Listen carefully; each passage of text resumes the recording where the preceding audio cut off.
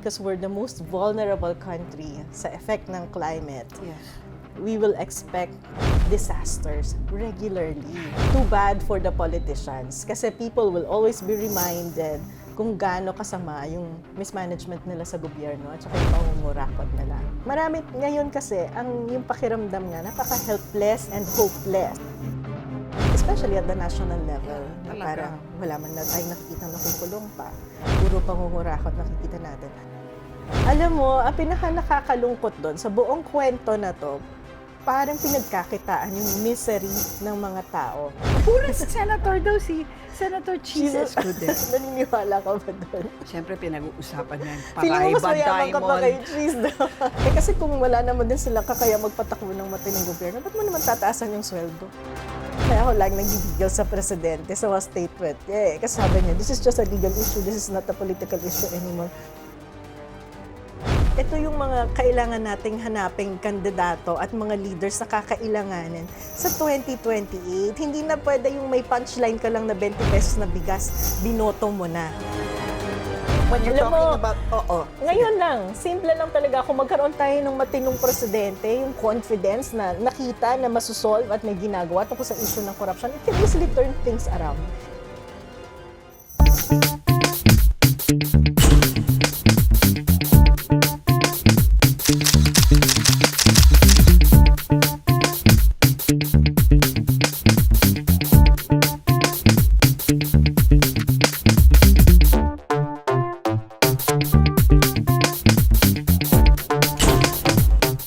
Okay, hello everyone and welcome again to Usapang Real with Luchi. Alam nyo, hindi ako nagpa-part 2 pero today magpa-part 2 ako. Part 2 ako ng isang kausapan ko na talagang, abay, ang sarap talagang kausapan nito. Si Shelo Magno, dating Finance Undersecretary, pero ngayon, nako, influencer na sa lahat ng usaping economic. Okay, so eto pag-usapan natin dahil naiintriga ako, although naunahan tayo nitong flood sa Cebu. Siguro we'll start there, no? Parang, in a way, and I don't wanna say this like I'm happy, pero napunta ulit yung focus Yeah. sa corruption. Kasi you have to agree na parang in the past, I think month or so, nag-wane yung interest. Yes, yes. Tapos parang ganito na naman mga Pilipino. Wala na tayong magawa. Ano, Let's alam mo just yung move on. Nasasad ako kasi titingnan ko yung mga photo. Sa Yeah. comment section, yung God help us, Oo. pray for us, let's pray for them. Oo. Nasasabi ko, that's not the solution eh. And tama ka, no? This is a reminder, but then again, because we're the most vulnerable country sa effect ng climate, Yes.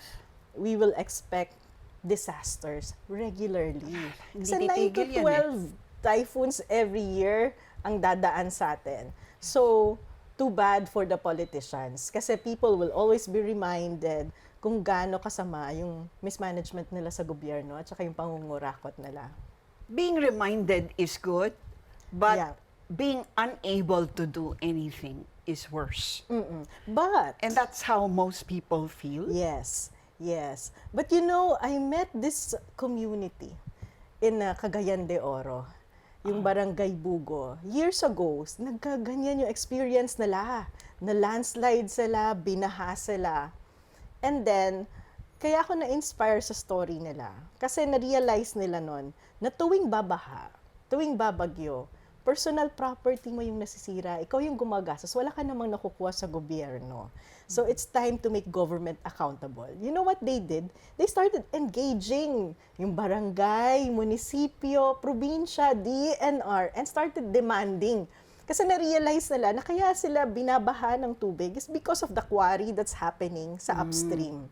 Kasi downstream sila eh. Oo. So ngayon, siningil nila si barangay, siningil nila si mayor, lahat ng project na nangyayari sa area nila, hindi uusad unless mag-engage yung community. And they organize themselves. And these are the ordinary, hindi to yung mga organized group na tibak ha. Yes, yes. These are the ordinary people sa isang barangay na decided na we have to organize and we have to be involved. Where did they get the power they knew they had, or they never really applied on their At saka situation. ano to, ha? Tsaka dynastic ba yung leader ng community? Dynastic. The leader, yung mga sumali, hindi. These are ordinary individuals. Nurses, business Pero owners. yung mayor nila and Yes, their... dynastic.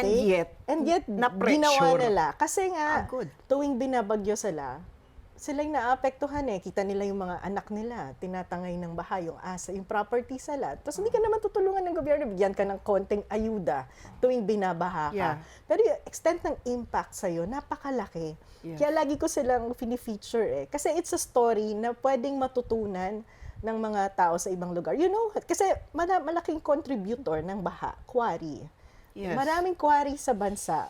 Ang may-ari, politicians. Yes. Ito, kinukwento ko rin to sa Okay, simbahan. explain yung quarrying. Ito yung pagbubungkal ng lupa, It's a di form ba? of Para mining. kumuha ng Oo, gravel, sand, kung yes, ano-anong ginagamit sa construction. So, Correct. hindi natin sinasabing itigil yan lahat because input yan sa construction eh. Okay. But it has to be done properly. Hindi lang yung the manner eh. But dapat nagbabayad. Itong mga nagka-quarry na to, hindi iniiwan na nakatiwangwang, may tax collection dyan. Yung tax collection dyan, paanong ginagastos? Nakakatulong ba sa komunidad? Ito kahit sa simbahan sinasabi ko to. Alam niyo ba na meron tayong Provincial Mining Regulatory Board sa bawat probinsya. Right. At yan dapat ang nag-a-approve ng mining, nag-a-approve ng quarry, pero hindi yan nakukonvene ha. At dyan sa group na yan, may seat ang simbahan, may seat ang community. Nasa So, batas yan. represented sila. Yeah. Oo. We just don't know. So itong sa Barangay Bugo, ang maganda, nag-ask kasi sila ng help sa iba't ibang grupo. So natutulungan sila na i-inform sila, na-realize nila, ano ba yung mga karapatan namin? Ano yung mga responsibility namin? Ano yung nasa batas na pwede namin i-invoke? So now, alam na nila na, any project pala, kailangan makonsulta and may resolution ng barangay. So, kaya na lang kulitin si barangay captain. Dati, dinededma sila. Ngayon, hindi na sila dinededma because they organize an association. Nakakatuwa nga, nung huli ko silang kausap, merong SM project sa lugar nila. It's a village na hanggang ngayon, kinukulit nila. Meron ba kayong environmental impact assessment? Ganyan. Kasi sila yung maaapektuhan. It's really awareness also Yes, of their yes. rights, you know? Yes. And what the law has allowed them to do. Yes. Kaya lang ako, parang curious lang ako. Kasi marami namang may alam yan. Yeah. Pero hindi pa rin pinapakinggan ng kanilang mga local governments. Para bang, ang feeling ng LGU, parang, okay lang yan, parang, I don't even have to address you. Kasi may Yeah. sarili rin naman akong constituents na That's kampi true. sa akin. I mean, that's Yes, usually yes. the case, di ba? Yes. Parang, i-defend naman ako nito. Divide and conquer ang Yeah. nangyayari. Pero I think yung na-experience natin ngayon na matinding pagbaha, yung nakikita natin mga corruption sa mga infrastructure, will change that narrative. So sana magising yung mga tao. Sabi ko nga, minsan, ang hirap talagang maging Pilipino. Kasi ang hirap ng buhay sa atin eh. So kailangan mo ng full-time job, part-time job, overtime ka pa, Oo. just to live decently. Right. Tapos magdi-demand ka pa na, mag-participate kayo sa governance. Oo. Kailan nyo pa gagawin yun? Oo. Pagod na Oo. yung Wala. mga tao. Talaga. Diba? So, for me, dito dapat nagsa-step up. Yung mga, more or less, mga tao na kaya pa, konti pang stretch. Mga professors, mga teachers sa university, mga Yeah. estudyante, na pwedeng mag-share ng time sa pag-organisa, pagmumulat, and yung participation sa local government. Minsan kasi, ito pa, marami ngayon kasi, yung pakiramdam nga, napaka-helpless and hopeless. That's really how Diba? I feel, and I'm sure ang daming katulad ko. Especially Parang, anong at the- gagawin mo? Manonood ka lang ng TV, makikita mo, tapos parang feeling mo wala na. Ano pang gagawin? Wala Diba? nang pera. Even, especially at the national level, Yeah, na talaga. parang wala man na tayong nakikita nakukulong pa. Puro pangungurakot nakikita natin. So ako talaga, advocate kasi ako ng devolution tsaka yung local government. Devolution meaning ibigay ang Yeah. control ng local communities sa Baba. community. Mga resources, ibaba. Oo. Diba? Power, halimbawa, pag-implement ng infrastructure projects, ibigay Kayo natin na yan sa yan. local government. Oo. Hindi yung katulad ngayon, di ba, yung mga flood control projects, biglang ganito, ay, hindi nga namin alam na may ginagawa silang flood control dyan. Exactly. Hindi naman dumaan sa City Hall yan. Parang, Oo. parang yun yung out ng mga LGU, di ba? Hindi kami sinabihan yan. Hindi nga namin alam na merong ganyang pondo dito. At saka, LGU mismo nagsasabi na DPWH, sinasabihan yung mga contractor na huwag niyo nakausapin ng local governments. Correct. Kahit na nasa batas na yan. Oo. Yung idea kasi ng buong konsepto ng devolution, ilipat natin sa local government. Kasi at least kapag nasa local government, kapitbahay mo si barangay captain, kapitbahay mo yung mga konsehal, kapitbahay mo si mayor, mas madaling singilin. Na parang, kasi naman- mayor ha, pinangako mo yan. Bakit ganyan yung construction yan? Diba? Correct. Eh kung presidente, mapapresidente mo ba yan? Siguro kasi ang feeling nga ng mga LGU, kasi we're so dependent on the national government, di ba? Yes. Yung ira namin galing dyan, di ba? ah. Tapos wala naman kaming sariling sikap namin dito. Mag-raise ng Walang pondo. mga negosyo na pumupunta dito. Wala kaming namumuhunan. Ang liit-liit lang ng budget. Paano pa namin? Actually, malaki na rin yung improvement compared nung original Marcos time. Marcos senior time na talagang kailangan pumipila ang mga politicians sa Malacanang para magkapondo sa local government. After the EDSA revolution, kasi marami nagsasabi walang magandang nangyari sa EDSA, meron naman. We had the local government code which guaranteed funds for local government. So more or less, hindi mo na kailangan mamalimos at lumuhod sa Malacanang para magkapondo. Automatic na to. Pero hindi siya Diba? talaga na-execute fully, di ba? Hindi pa siya na-maximize even if madaming magandang provision. And kasi yung thinking natin, sanay tayo doon na national tinitingnan natin without realizing health programs. Local government na gawaya dyan. Education, we can influence it at the local level. Kinukulit ko yung mga cabinet secretaries natin. Sabi ko, itong problema, hindi pwedeng sabi mo, napaka-populist kasi no may problema, may corruption sa flood control. Nagalin natin lahat ng budget sa flood control. Napaka-stupid, di ba? Actually, yan ang nga ginawa, di ba? Wala mo ng budget for flood control. Pero tuloy-tuloy ang floods. Hindi naman titigil ang floods. So, okay, sige, liko tayo. Punta tayo sa budget ngayon. So, 6.8 almost Yeah. trillion. Yeah. Talagang sinunod ng Congress ang kagustuhan ni BBM na huwag kayo masyadong magpatong dyan, ha? Kung ano yung NEP, yan na. Oo. Anong say mo dyan? Kaso sa NEPA lang naka-insert na eh. Anong mga insertions Kasi sa NEP na? if you hear their discussion, they're talking about the allocable part. Ano yung allocable part? Oo, parang may percentage na bawat congressman at senador ay may pondo na para mag-identify ng mga infrastructure Ganun ba? project. Yes. Kasi pinasok na doon. So, kahit na wala silang hiningi, binigyan sila. nakasystematize ang pork barrel sa buong system ng budgeting. How did they do that? How do you systematize that? Ayun, yung DPWH, bawat ahensya, meron nga silang allocable na po. Ito yung nirereklamo ni So, Marcoleta. teka Sabi niya, bakit pagka-party list, 350 million lang? Oo. Nakakainis eh. So, have they been doing that? And I think that has been the alternative approach since pork barrel was declared unconstitutional. So, merong pinaikutan nila. allocable na pinapasok sa NEP pa lang. Magkano yan? Hindi ko alam yung standard. I think iba-iba. Depende on how close you are to the power that be. That's why very nakita mo well. yung evolution. Yeah. Diba? Wala nang minority. Lahat majority. Lahat na super Because if majority you are na nga. majority, I assume you get more. Diba? Related din to dun sa, naalala mo yung may nilabas sila na may listahan din daw si Risa. But sabi nila, yung kay Risa legitimate, others bakit hindi. yun? Sabi ni Risa, hindi totoo yan, wala akong insertion. These are amendments. Oo. For me kasi, the whole process of budgeting, kapag nagsaksak ka dyan, nagbago ka ng content niyan, nalilegitimize yan kasi ina-approve naman yan ng ano. Yeah. Sa akin pa, ang issue is, why are senators and congressmen allowed to identify specific projects? Oo.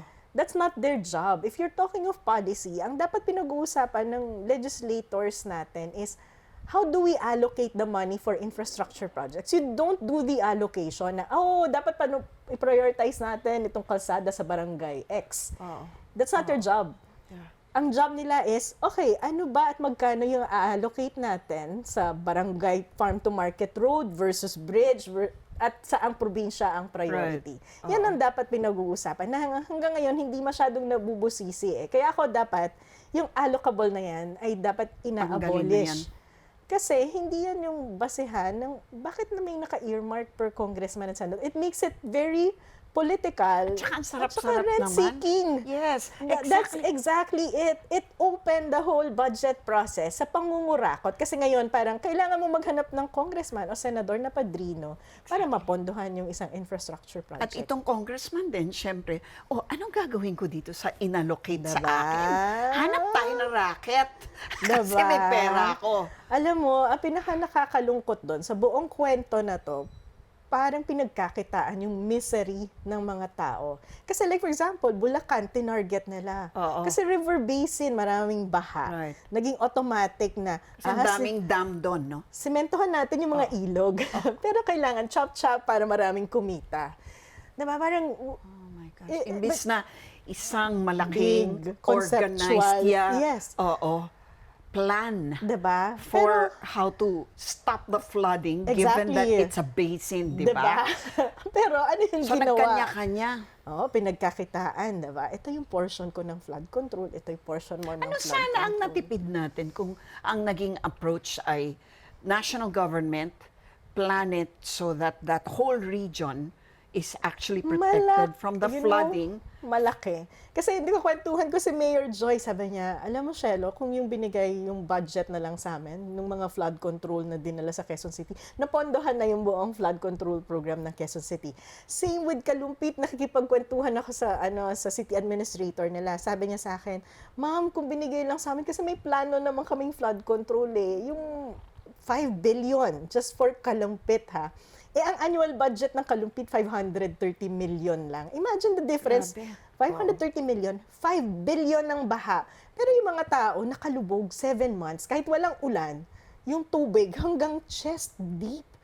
Tapos, kaya ko sinabing pinagkakitaan yung misery kasi itong mga tao to, araw-araw, nakalubog, kahit hindi umuulan, tapos wala namang option lumipat ng tirahan. Kasi that means buying another property, building a new house, and that's not cheap.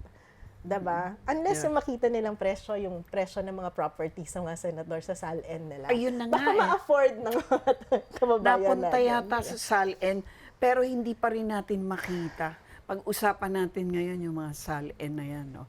Kasi, well, etong latest nga eh. Si Zaldico daw, 4.1 billion worth na raw, even before he became a congressman. Yun ang sabi ng lawyer niya, no? So parang kung tutuusin, mayaman na siya. Hindi niya pinagkakitaan yon. Ang hirap ng mga claims na ganyan, Yeah. di ba? So ngayon, in effect, they're laying the basis for saying na hindi siya nagnakaw kasi bilyonaryo naman siya. And sabi nga natin, tuwang-tuwa tayo dun sa SALN na yan na pwede na raw makita yung pala limited lang pala kung ano lang ang nandun sa ombudsman. Diba? I mean, parang nagogoyo tayo dito. Akala ba Yeah. natin, wow, open na, pwede ko na malaman ang SALN ni congressman. Hindi pala. Okay, limitado lang dun sa kung ano yung nandun sa ombudsman. Anyway, pag-usapan natin to dahil may mga diretso na nga ako. Puras senator daw si Senator Cheese Escudero. Naniniwala ka ba doon? Siyempre, pinag-uusapan nga yung Feeling mo mas Paraiba mayaman ka pa kay Diamond. Cheese daw. Paano nalulusutan niyang mga yan? Kasi we all know na parang lusot niya. Hindi yan totoo, Yeah. okay? Yeah. Parang nanluloko na eh. It's an insult to us, di ba? Na hindi naman kami tanga. Hindi man namin alam kung ano talaga yung buhay ng marangyang-marangya. Alam namin na yung amount na yan, hindi yan ang tunay na SALN mo. How do they go about, how do they do it? How do they cheat? Well, una, wala namang standardized, kasi walang clear instruction on how to fill out that SALN form. Kunyari, Kasi ako, ginagawa ko yan every year as a Oo nga professor pala. ng UP, diba? right. So, halimbawa, Government employee, Yeah. professor ng UP. Oo. Halimbawa, mga bonsai ko, paano ko i-declare yon as Oo nga. asset, diba? Oo. Eh, ako, feeling ko, 1 million yung value ng isang puno ko. Pinaghirapan. Oo. Diba, di-declare ko ba siya as So, kung 1 million bawat puno ko, wow, mas mayaman ako kay Cheese. Dahil 100 na yung bonsai ko. You're kidding me. How do they do it in the States? Kasi in the States, medyo... May standardized valuation of assets na kung paano mong i-declare. Kasi Parang tingnan mo yung insurance yan, di ba? Sa Yes. insurance, they're very strict with how you value your property. Exactly. That's number one. In the US also, napaka-clear na kasi ng mga data nila in terms of validating what you put on the paper. Sa atin kasi, you submit hard copy. Hindi man lang digitalized. And then you're not able to compare it kasi BIR data lang namin to. Yeah. SEC data namin to. Civil service data namin to. Eh kung may opportunity tayo na, halimbawa, si congressman or si senator, declared this much, ito yung mga Property niya. property. Totoo ba yung valuation yan? We can really check kung may national registry tayo ng valuation Meron ng ba nun? property. Papunta pa lang tayo doon. Kakapasa pa lang ng batas. Hindi ko alam kung nagagawa na ng Department of Finance. That's the Bureau of Local Government Finance. Alam ko kasi, USEC pa ako nung pinasa naman yun eh. But hopefully, we'll have that standardized land valuation mechanism. That's one. Second, ano ba yung mga business interest ng taong to? Diba? Totoo ba yan? Yung nilista niya dito. O yan, Kung medyo nakalink madali yan, diba? kung may data set tayo, mababalidate mo easily with SEC. Kikita mo kung totoo ba yan. Ito pa yung isa kong concern eh, kasi may Supreme Court decision nga.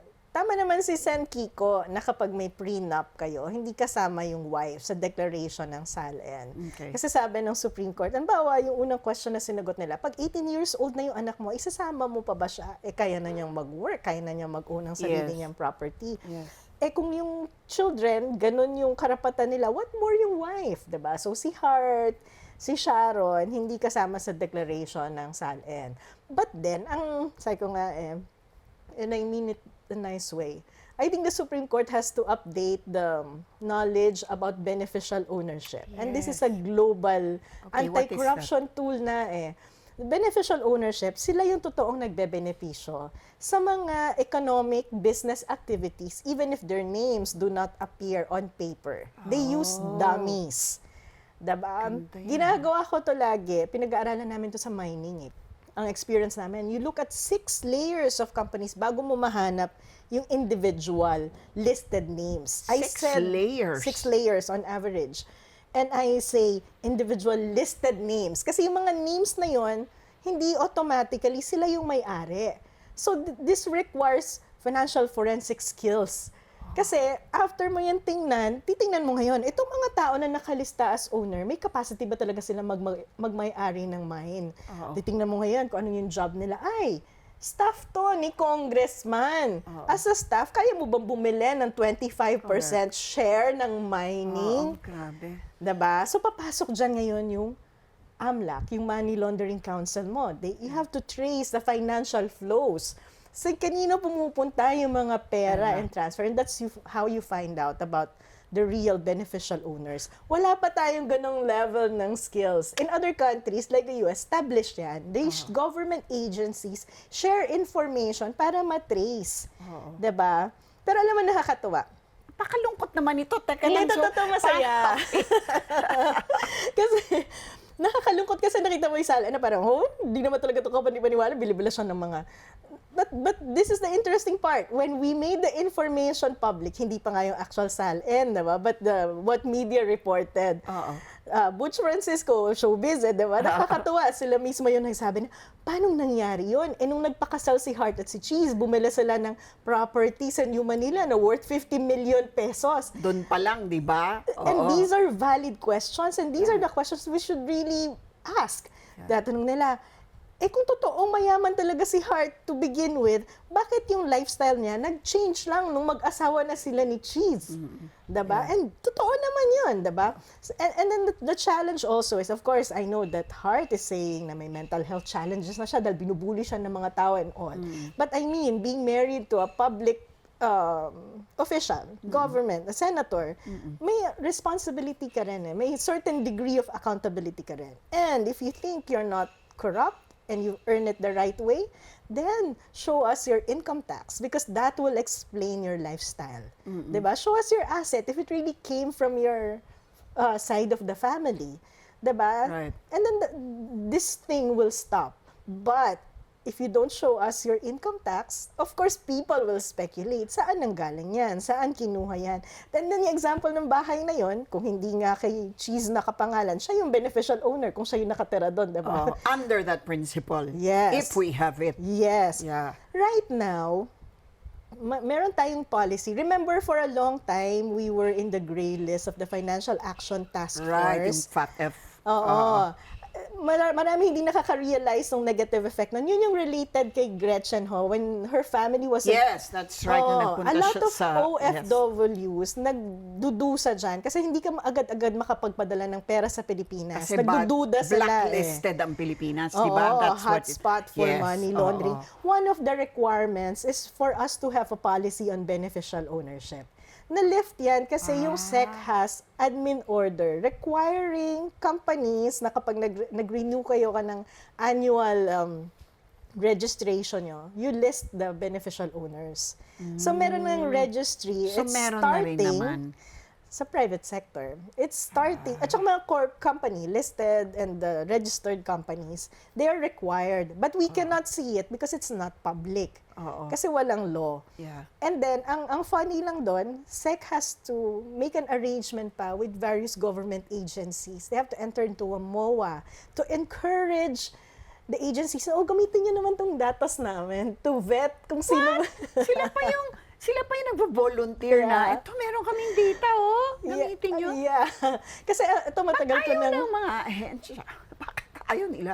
Ayun Why nga would they eh. Inisip deny ko, sex documents? Is it political or hindi nyo alam yung concept ng beneficial ownership or what? Kasi at that time, yung concrete example ko dyan, for example, yung mining. Diba? DNR, when you issue licenses for mining, do you really check the beneficial owners? Because if you look at the list of names of individuals involved in mining sa Pilipinas, hindi mo makikita yung name ng mga politiko. Pero pag pumunta ka sa community kung saan nanggagaling yung mining, pag nangyayari yung mining, pag tinanong mo yung mga tao, alam nila kung sino yung totoong may-ari. But you don't see it there. So SEC was encouraging DNR, check the beneficial owner. Yeah. Part din ng advocacy ko yun na when you enter into contracting, public-private partnership, issuing of licenses for quarry, for mining, Yeah. check the beneficial owners. Why? Kasi hindi pwedeng involve ang mga tinatawag tong politically exposed people. Meaning, hindi lang yung mga politiko, yung misis nila, Hindi pwede. hindi pwede. Hindi ginagamit. Kita mo, di ba, asawa ni Commissioner Lipana ng COA ay contractor ng building ng Correct, COA. correct. Oo. How ridiculous is that, di ba? Another thing naman din So, is beneficial owners. Yan Yes, ang naman. beneficial dapat, owners. Dapat meron tayong pressure to have a law. to have a law that requires government officials to list down beneficial owners of the properties Yeah. that they may not own but that they're beneficial owners Yes. of, di ba? Yes, So yes. pag asawa mo mayaman, di ba? Pwede kang beneficial owner ka nung kayamanan ng asawa mo. I kasi think people should understand or this, di ba? sometimes, they would put the assets under the names of their kids. Papangalan nila sa anak mo, Oo, papangalan mo sa kaibigan mo, kung magpapagamit sa yung kaibigan Pero mo. actually sa'yo yun. Oo. At saka ikaw Diba? nakikinabang Ang swerte mo kung ba pinangalan mo sa yaya mo. Pero pero nangyayari yan. Nangyayari Like, yan. That's why. Question lang, pag pinangalan mo sa staff mo or sa yaya mo, liable din ba yung yaya mo or yung Oo, staff kasi mo? nagpapagamit siya, 'di ba? Parang mga lisensya to nung mga Oo, mga contractor na nagpapagamit sila ng Yes. lisensya nila. I mean, Oo. parang gano'n na nangyayari, Yeah, di ba? yeah. In effect, aminin na natin, pinapaikutan natin ang batas Yes. dito di ba? Yes, yes. Oo, basta may kinukubli tayo, may tinatago, di ba, labag na sa batas. Oo. So, tandaan ginagawa natin yun, yun maganda ngayon. yun, ha? Alam mo, Beneficial yung mga owner. magnanakaw, matatalino yan, tsaka magagaling yan. They're always several steps ahead of regulators. So, yung government natin, kailangan din talaga mag-upgrade ng skills. Ombudsman, civil service, COA. Yung investigative capacity nila to look at data, to cross-check together with the money laundering council natin. nahihirapan din kasi may bank secrecy law tayo eh.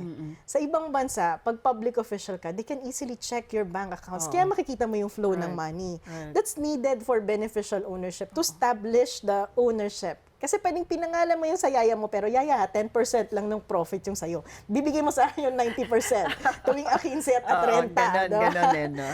Yun yung beneficial ownership. Maraming pumapayag doon kasi parang, passive income to eh. Oo naman. Diba? Oo naman. So yun yung mga red flags na dapat nakikita dito sa sa SALN. Actually, kahit ganyan kasimple, may mga ibang red flags ka pa rin pwedeng masilip eh. Okay, paano? Kasi for example, itong tao na to, ilang taon na nasa gobyerno, ang bilis naman atang tumaas ng asset niya. Biglang tumaas. Oo. So, saan siya kumukuha ng income maliban sa sweldo niya sa gobyerno? So, pupunta ka ngayon doon sa page, sa part na may conflict of interest ba to? Ano yung mga business interest niya? 'Di ba? Sapat ba to para bigyan siya ng pera? Para lumaki yung kanyang net worth ng ganito kalaki. So, ito yung mga dapat sana pwedeng gamitin ng ombudsman to do lifestyle check, to do further investigation, to check kung involved nga yung taong to sa corruption. Another thing is, di ba magtataka ka, ang taas-taas ng mga net worth ng mga tao to, pero zero liability? Yun nga, paano nagkakaroon ganon? Walang utang talaga. Wala talaga sila. Diba? Ako nga may utang sa credit card. And at saka hindi, seriously, kapag ganito kataas yung net worth mo, diba? So it means that may income ka aside from government. So you might be involved in corporations, guaranteeing some loans at a personal level. They don't reflect that. And that's a red flag to double check. Bakit zero liability? Maybe they just don't want to disclose yung totoong liability nila because they might be owing someone or some institution something that might influence their decision politically. I'm glad that you brought that up because initially I have to say, nung nakita ko yung sinubmit nilang sa SALN, hindi ako nagtaka na zero yung liability kasi feeling ko, sa yaman mong yan. Sobrang talagang, liquid nila. Oo, hindi mo kailangang mangutang, di ba? So, anong sinasabi mo? Paano, how can it be na pag ganyan kalaki yung assets mo, imposibleng wala kang liability? Ganun ba yun? Ang sasabi ko, kung sobrang laki yung assets mo, saan mo yan kinuha? Ano yung source of income mo? Considering na ang sweldo mo lang ay 110,000 pesos, kunyari. As a government official. So official. that means you have other sources of income which you also have to disclose in your SALN. So kapag nilista mo yung other sources of income mo, makikita mo yung other economic activity at involvement ng taong to. So kung involved siya sa mga corporations, sa mga businesses, kung malaki yung operation ng mga businesses na to, para bigyan siya ng hundreds of millions of profit para lumaki yung net worth niya. Anong klaseng business operation ang walang borrowing? Okay. Diba? Okay. Alright. So, ibig sabihin, parang may... just for the record kasi, di ba, if you're a government official, you're not supposed to own any interest, di ba, in any business operation. Hindi siya absolute. Kasi ba? ang ano niya is anong negosyo pwede dapat pasukin? walang conflict of interest. Meron bang negosyo na walang conflict? Wala. Pero kasi pwede silang magpalusot. Alam mo, naisip ko ito. Kasi madalas kami nagkukwento ng husband ko, tapos sabi ko, devil's advocate. Sabi ng legislator, ang trabaho ko naman gumawa ng batas, not construction, diba? So, pwede ako maging contractor. Tapos yung construction ko naman activity sa private sector, hindi naman government projects. Hindi kasi kasi alam nyo, kahit sa private companies, bawal kami mag-moonlight, di ba? Yeah. Pag mag-moonlight ka, magpapaalam ka eh. Hindi ka pwedeng rumakit, di ba? Correct. So dapat ganun din ang mga gobyerno opisyal. Bawal kayo rumakit, ha? Yeah. Hindi kayo pwedeng nagpapatakbo ng ibang negosyo kasi mapupunta yung time and effort nyo doon. Kasi pera nyo yun eh, di ba? So ano ngayon na sinasabi mo, depende? Meron bang Pwede mga... kang magpalusot. Just to be if you're able to establish na walang conflict of interest dito sa ownership mo and sa trabaho mo sa gobyerno. Okay, pero fine. Halimbawa, ordinaryong empleyado ka ng gobyerno, tas ang business mo, manicure, pedicure. So wala namang COI yun. Unless ang pinipedicure mo ay... Mga politiko. Hindi, mahahanapan mo pa rin talaga eh. So for me, minsan, it might need to be absolute eh. Diba? Diba, dapat Kaya lang ngayon, absolute. babalik ka na naman sa beneficial owners. Kasi Oo. pwede mong ilipat sa misis mo, pwede Oo. mong ilipat sa mga anak mo. Well, yun, sabihin Diba? naman ng mga iba, pagka ganyan na, paano pa talaga?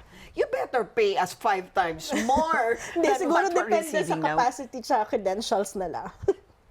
Kasi kung wala naman din silang kakaya magpatakbo ng matinong gobyerno, ba't mo naman tataasan yung sweldo? Oo nga. Ito pang isa, yung divesting na yan. Diba? Laging sinasabi, di ba, nag-divest na ako dito sa mga negosyo ko bago ako pumasok sa gobyerno. Yeah. I mean, maniniwala ba tayo doon sa mga Ayun nga. divesting Yung extent na yan? ng pag-divest na nangyayari, nililipat lang naman sa mga kamag-anak. Di ba Oo. yung kay Zaldico, Oo. nag-divest na daw siya. Pero pag tinrace mo, yan yung beneficial owner eh. Right. Titingnan mo na naman yung Right. layers eh. Sino ba talaga yung nag-benefit. Yung isa pa, na importanteng tingnan yung mga involvement nila sa business sector. Kasi parang, kung nilista talaga nila, i-match mo dun sa mga committee na sinachair Hinahawakan nila. nila. Kasi malalaman mo yung interest nila doon, ano? Diba? So Oo. parang hindi naman absolutely useless yung SALN. Nakakatawa lang kasi alam mo to the extent na, compliant ako kasi nag-submit ako this year. Kita mo, I'm the poorest senator. It shouldn't be just for compliance eh. Kasi nga, ang idea niya, i-check kung nagmamatch ba yung income ng tao dun sa lifestyle niya, at saka sa net worth niya, at saka kung may legitimate way ba sa pag-accumulate ng ganito karaming wealth. Pero yun nga, natutuwa ako kasi nung nakita ng mga tao, creative eh, di ba? Oh, bakit nga nabili yung $51 million ring? Bakit si Hart, yung lifestyle niya, nag-change nung nag-asawa sila? Sa science, meron yun eh, yung Right. change before and after, di ba? Right, yeah. It's a quasi-experimental. Diba? And then another thing is, a classic example, Villar. Diba? Yeah. Even the children, at saka si Mama Villar. Mama Bear. Si Mama Bear. Diba?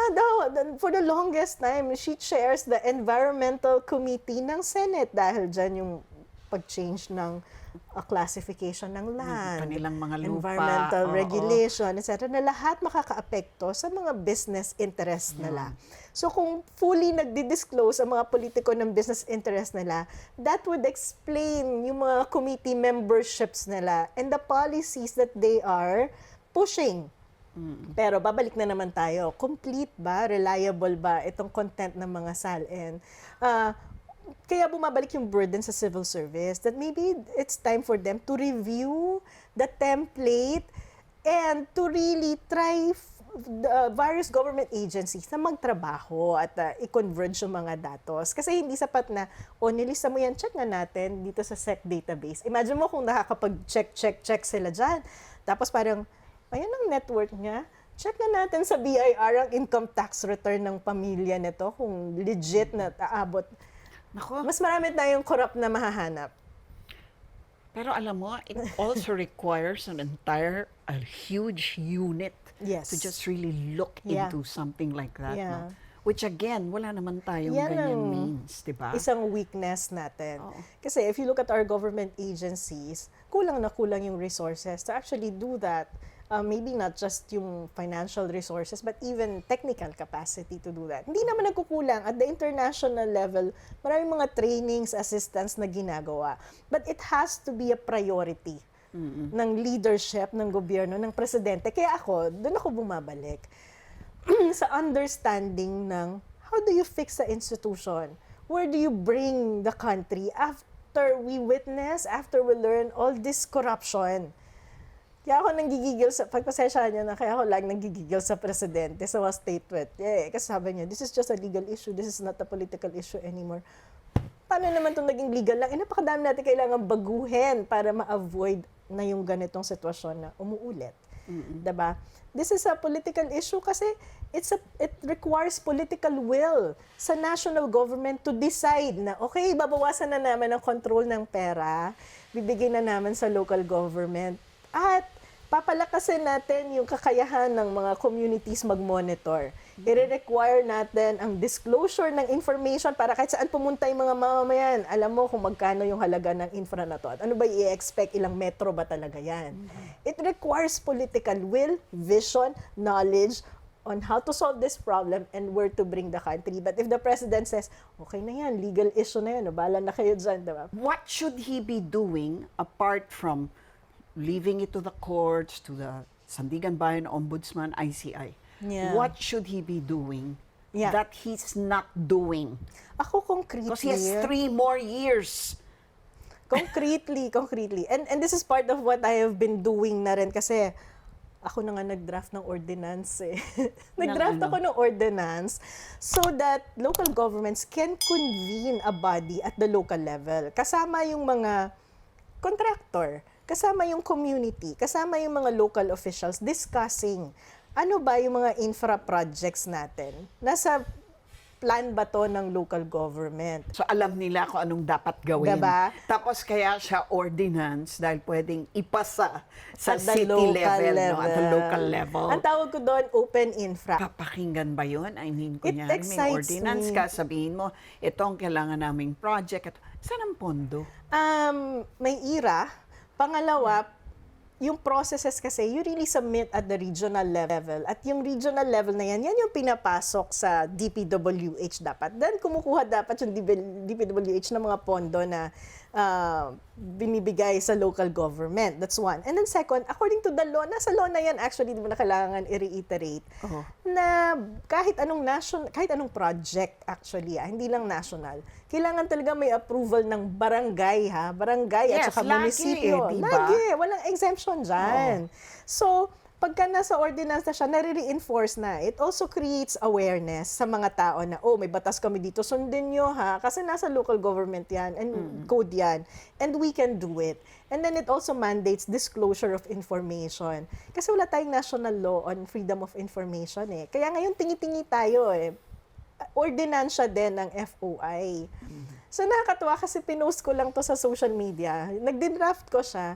Tapos yung mga local officials are contacting me. Sabi sa Talaga? Laguna, provincial level sila, at saka lahat ng mga munisipyo nila, ginagawa na to sa Romblon. Yung gano'n, na nakaka-inspire, na there's really space at the local level, na kapag feeling natin, stuck tayo at the national, let's go local. Ang kinakalungkot ko lang, siguro mga around 15 LGUs na to. Kasama Quezon City at saka Pasig. Mga 15 LGUs sila. Pero 15 LGUs pa lang sila because we have 1,700 municipalities. So Dami mo matagal-tagal pang pa aabutin, to. oo nga. But at the same, ito nakakatuwa kasi yung isa, follower ko siya sa vlog, kinulit niya yung munisipyo niya sa Pangasinan. Sabi ko nga, pag naging successful ka, kwento natin yung kwento mo. Kasi kinuha lang niya, punta siya sa munisipyo, kinulit niya, dinidiscuss na ngayon ng munisipyo, nasa second reading na sila. Tapos Okay. sabi ni Vice Mayor, champion siya ng open infra. Diba yung biglang, wow, champion sila. Okay, sige, papasa nyo. Pag merong ganyan, may ordinance na, papakinggan ba sila ng mga congressman nila para Yes. maipasok yan sa budget? Yes, Imbes dapat. na allocable?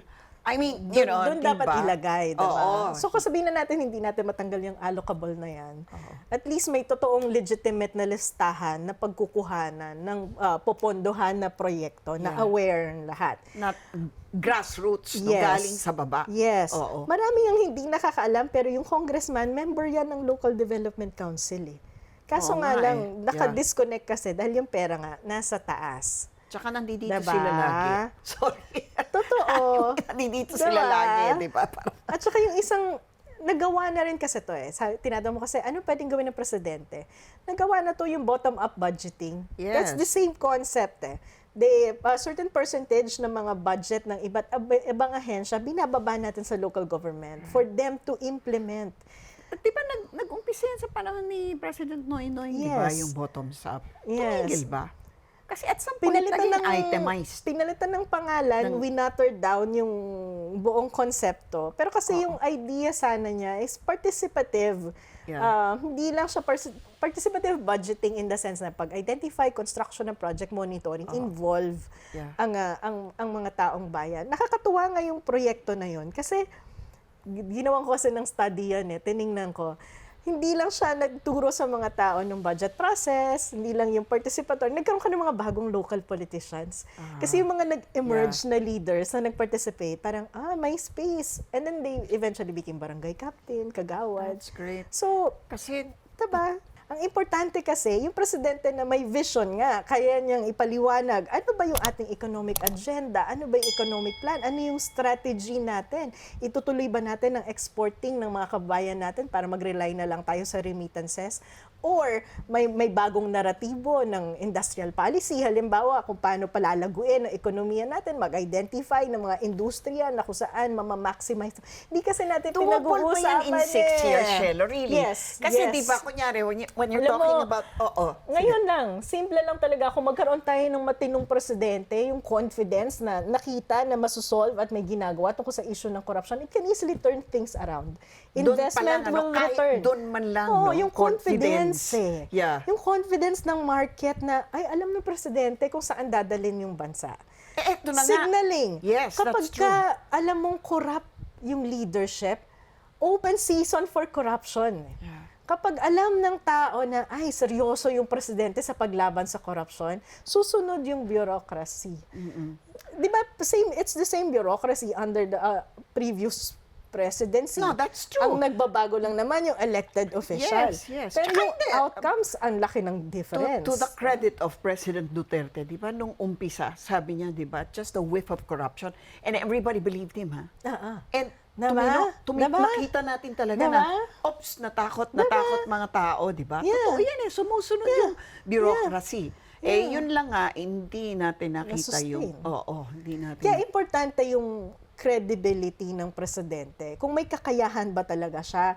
So, kung gusto natin na maging sustainable to, hindi naman kailangan manggaling lang yan sa isang partido or isang grupo na magsusulong ng leadership sa bansa. But as long as naging klaro sa atin, ano ba yung quality ng leadership na kailangan natin sa bansa na magtutuloy-tuloy nung dun tayo sa patutunguhan natin. So, what should PBBM do now?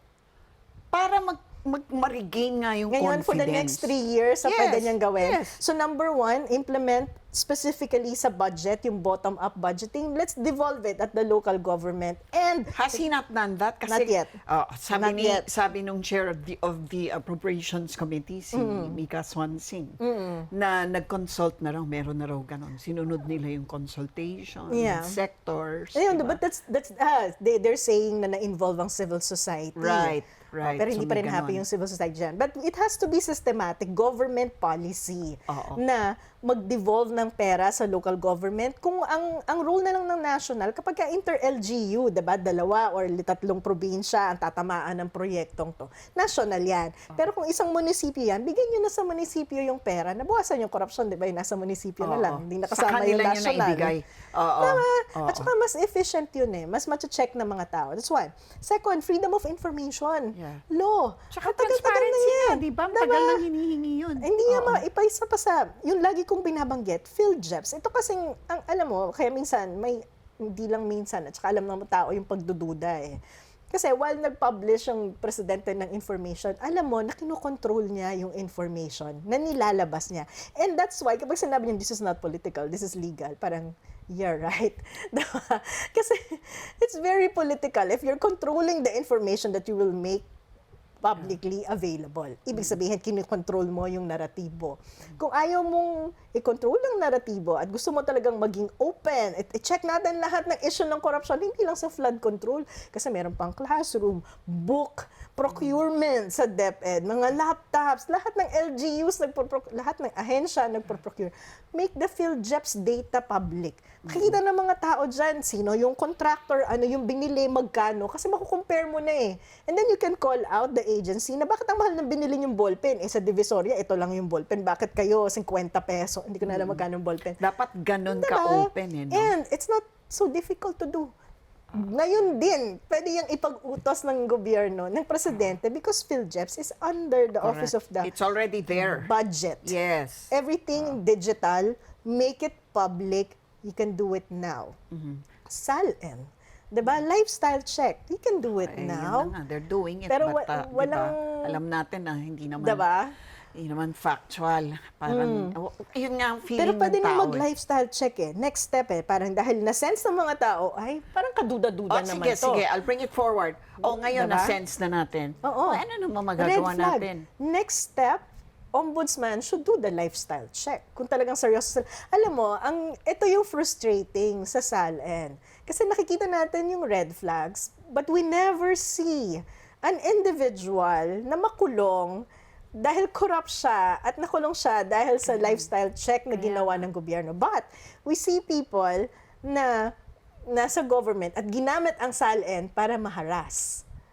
Diba? Like Justice Melu. Yes. Dahil political yung pagtanggal sa kanya, nagamit yung SALN to remove her. Pero wala pa tayong nakikita na dahil sa SALN, corrupt siya na lifestyle check na tanggal. Nakulong. And I think Oo. that's a challenge to the ombudsman now. Na baka naman. Pwede Ang naman dami na pala naming eh. red flag na nire-raise sa inyo. Pwede naman pala, Diba? no? And with social media, I mean, doon ako natutuwa nga eh. Tao raising red, these are valid red flags. Yeah. Tutulungan na yung ombudsman. So the next step, gathering more information, checking money laundering council, SEC, COA, etc.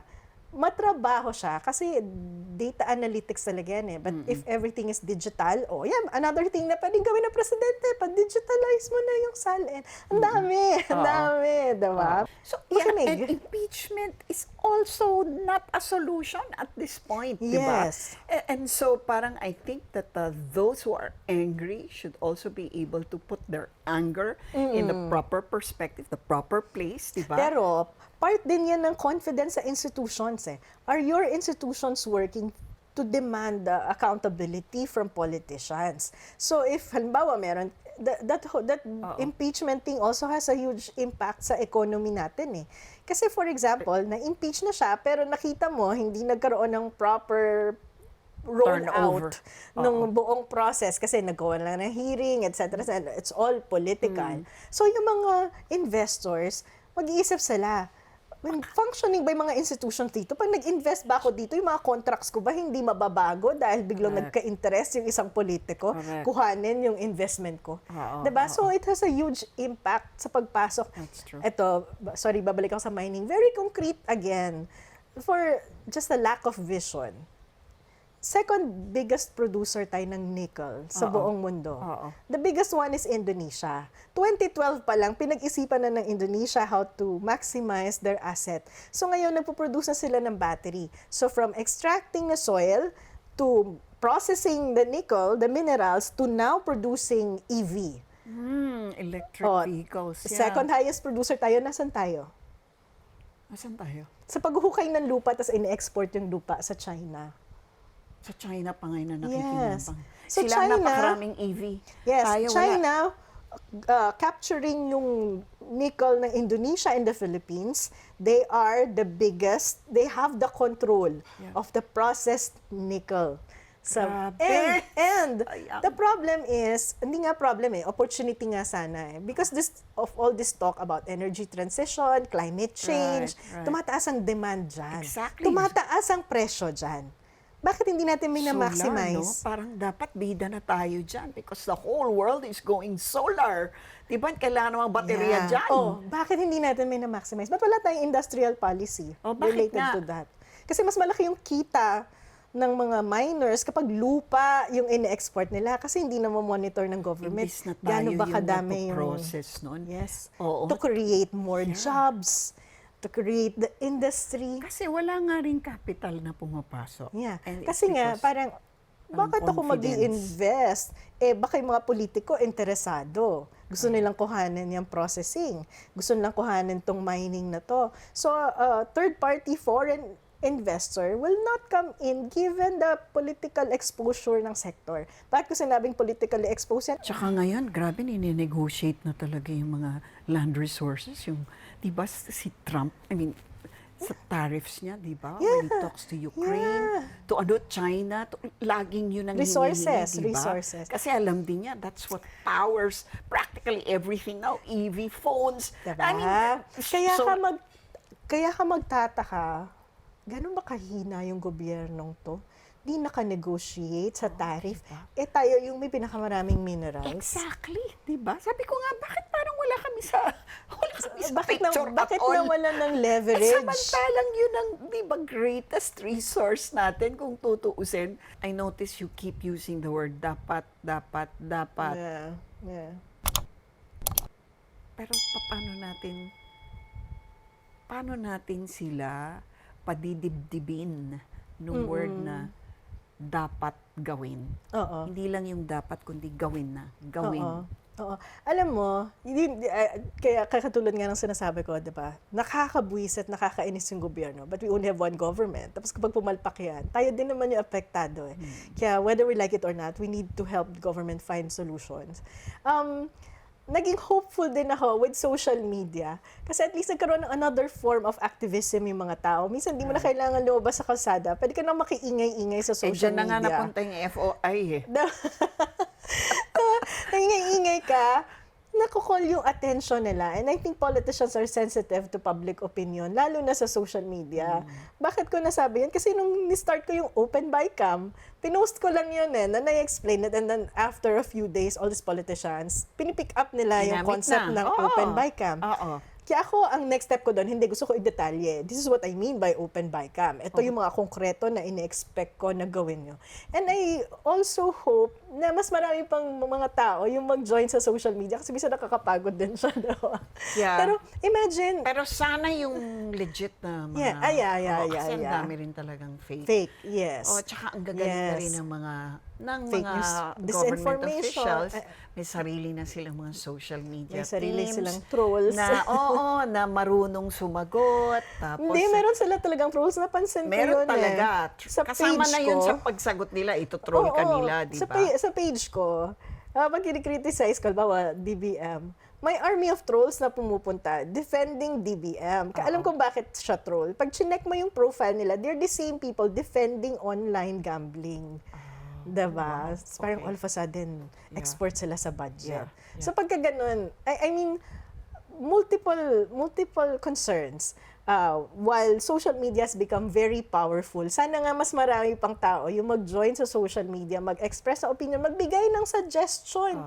Pero ang wish din natin, mas maging discerning Yes. yung mga tao sa social media because there's Yes. disinformation. There is. So you have to There be is able... so much more Diba? disinformation than valid, legitimate information. So if professors, students, experts, professionals can join social media and put the information out there, mas magiging helpful yan. Kasi Yeah. yung mga nasa disinformation, bayad yan eh. It's a job for them.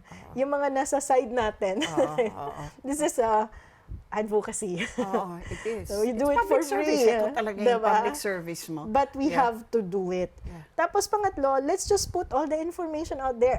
This is advocacy work. Kasi at some point, sana makinig yung administrasyon. Kasi hindi lang naman nga tayo nag-criticize. We're giving concrete solutions to problems. And hindi naman natin sila pinapabagsak. Tinutulungan natin sila na paundarin yung bansa natin. So, importante na ma-re-echo yung ganong sentiment. Kasi kung papabagsakin lang natin, wala naman tayong alternatibong direksyon kung saan tayo pupunta. Magiging paulit-ulit lang talaga what's happening in the country. At saka hindi nga sapat na, ako nga, tama, ikulong ang mga korakot, etc. Ganyan. Pero kailangan kabitan yan talaga ng institutional reforms. Kaya, tuwing sasalita ako, laging ganun enumeration ng policies. Ito yung dapat natin gawin. Parang kakulitan na, pero at least we have concrete suggestion sa mga problema ng bayan. And that's just me. I'm sure others will have their own concrete suggestions. And I think yun yung kailangan nating i-encourage eh. So at least may menu yung presidente. Marami siyang pagpipilian. Kesa naman ang nag-a-advise lang sa kanya, yung mga corrupt na nakapaikot sa kanya, na may personal na interest. The one institution that I hope will really be naturally reformed by all of this is our election institution. I really hope na natuto na tayo, alam na natin talaga ngayon kung sino yung dapat pagkatiwalaan. At kahit pa alam natin na karamihan sa mga SALE na sinabmit nila ay malamang hindi totoo. Or kung totoo man, hindi totoong totoo. Diba? Alam na rin natin kung anong boto ang ibibigay natin sa kanila. Kung magbibigay man. It will take a long time, di ba, Yeah, Shelo? yeah. But, the first decision starts today. Yeah. And that decision should be reviewed, confirmed, and should be really cast in 2028. Please naman.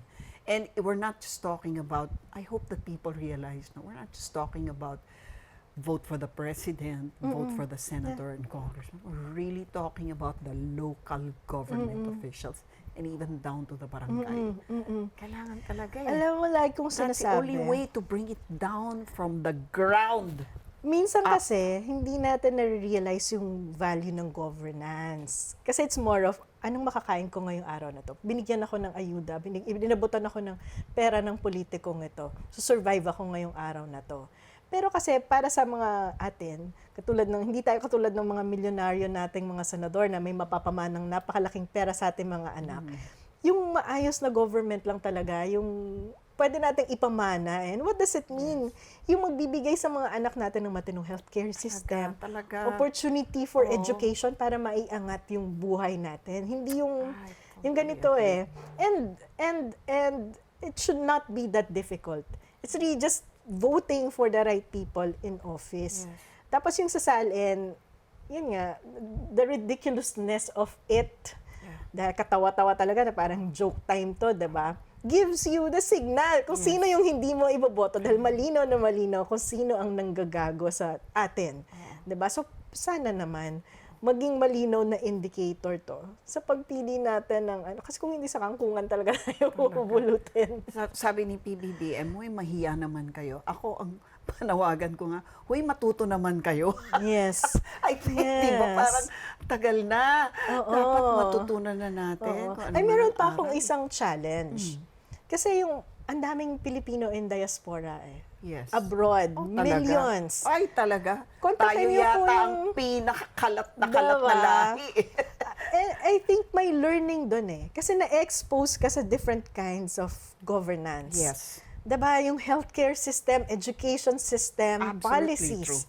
Ibalik niyo po yun sa mga kamag-anak niyo sa Pilipinas. Ikwento niyo what it means kapag meron kang functioning government na pwede kang magkasakit nang hindi na babankrupt. 'Di ba? Na yung anak mo kapag nakapag-aral, hindi mo kailangan padala sa private school.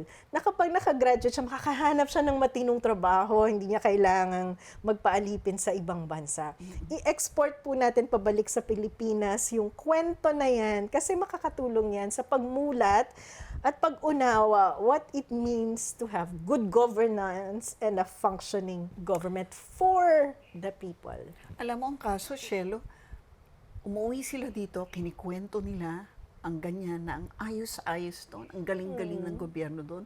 Sama na kayo sa akin, I know. alis na tayo. I know. Yun ang nagiging Yeah. usapan 'di ba? Hindi yung parang gawin natin to dito sa bansa natin, hindi Hindi parang alis na tayo dito, paano ba mag-migrate? Oo. Actually, marami na nga ganyan. Pero, marami pa rin yung naiiwan kasi walang kakayahan to migrate. So, those who are remaining, Yeah. those who can tell the story, we have no choice. We only Actually, have one those who have no country. choice but to stay here, at marami yun. Yes. Marami yun. Isa na ako doon. Wala naman No, wala akong na option to go abroad, di ba? Hindi ko pa kaya bumila ng milyong-milyong condo sa Paris. Wala talaga Oo, Wala sa Spain. Ka-level ko lang si Cheese Oo nga. Hindi ko pa nahanap yung Hindi pa nga ancestor ko sa Spanya. Tsaka yung bonsai mo dapat. Oo, yung valuation ng ibenta bonsai mo. ko. Diba? Wala pang nag-offer ng 1 million ba each. Ay, thank you, Shelo. Yan ang gusto ko sa'yo. Talagang pagka-usapang pera at finance at ekonomiya, Kaya gusto natin ko itong pahabain ng 3 oras. Thank you again. Yeah. Thank you. Yeah. Thank you for being with us. At sana natuto tayong lahat sa ating professor at large on economics, si Professor Shelo Magno. Thank you. Thank you, thank you. Thank you for watching. If you like what you just saw, please like and subscribe.